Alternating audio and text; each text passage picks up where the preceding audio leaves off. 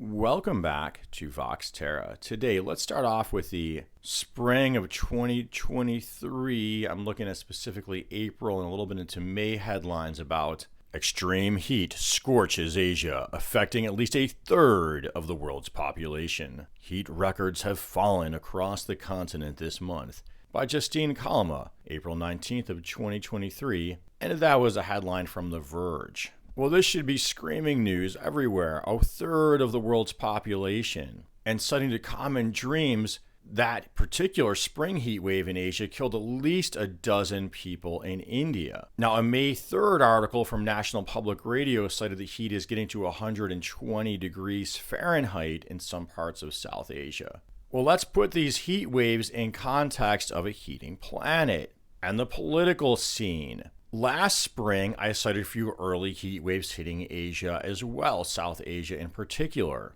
and the accompanying death of crops.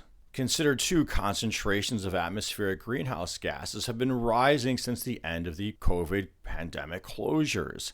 I've cited too from NOAA showing approximately we've returned to around that 40 billion tons, metric tons, I believe, of carbon being dumped in our atmosphere annually. Carbon being a known heat-trapping or greenhouse gas. And our planet is heating since the start of the Industrial Revolution that I've shown you from NASA. Heat waves are on the rise that I've studied to you before from the Environmental Protection Agency, as well as an IPCC report on heat waves rising globally. NASA warns that some regions going to the future positioned to become uninhabitable. Heat waves are particularly deadly to the elderly and the very young. They are the first and most vulnerable to extreme weather. Anybody living through a heat wave knows that these can also lead to simply feelings of agitation and anger.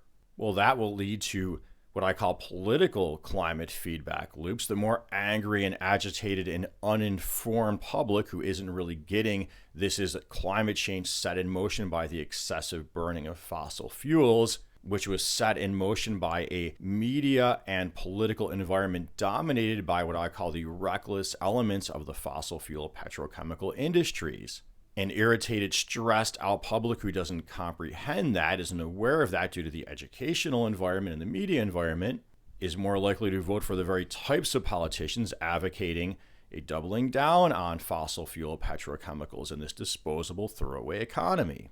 Or at least not questioning it. As the heat goes up, there's more pressure to run the air conditioning, burning more fuel, unless, of course, people have really explored alternatives like geothermal heating and cooling, or some type of natural solutions built into the building design. But given our political environment, that's only just barely coming online. And this increasing heat sets in place climatic feedback loops like the diminishing Arctic ice, which in turn then we lose that reflector that helps reflect heat off the planet, helps cool the planet, and then things heat up. So it's important, even if you're not in Asia, even if you weren't in that 1/3 of the world's population who is subject to this recent heat wave, to just note and put it in context of what happened last summer with all the global heat waves and wildfires, extreme weather conditions, as well as the politics of this. Well, hey, I hope you found this helpful, informative, interesting. If so, please make sure you're subscribed, you're liking, you're commenting, partner. And thank you for donating at Patreon to my two patrons, Bella Grissi, Environmental Coffee House. And as always, until next time, peace be with you.